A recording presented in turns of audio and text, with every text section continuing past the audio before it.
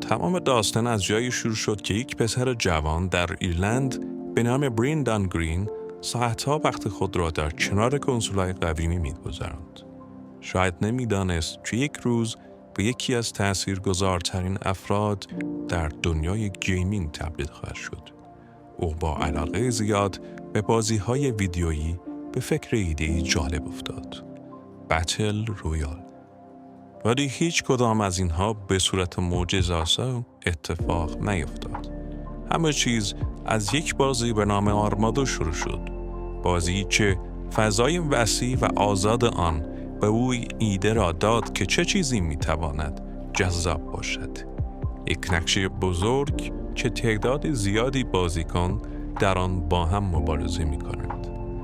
بعد از طراحی اولیه، ویندان تصمیم گرفت ایده‌اش را با دنیای بازی‌های ویدیویی به اشتراک بگذارد.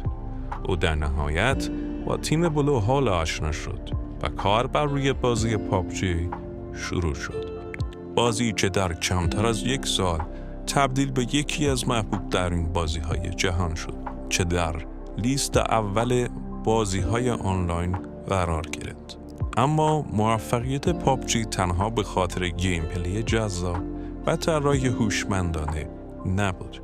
بریندان گرین توانست یک تجربه منحصر به فرد و متفاوت ایجاد کند که باعث شد میلیون‌ها نفر در سراسر دنیا به این بازی وابسته شوند. و امروزه پابجی نه فقط به عنوان یک بازی بلکه به عنوان یک پدیده فرهنگی نیز شناخته میشه. بریندان گرین به کمک تیم خود توانست انقلابی در صنعت بازی‌های آنلاین به پا کند.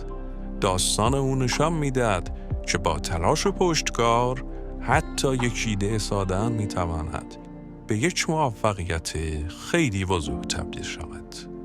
داستان زندگی بریندان گرین، خالق پابجی موبایل.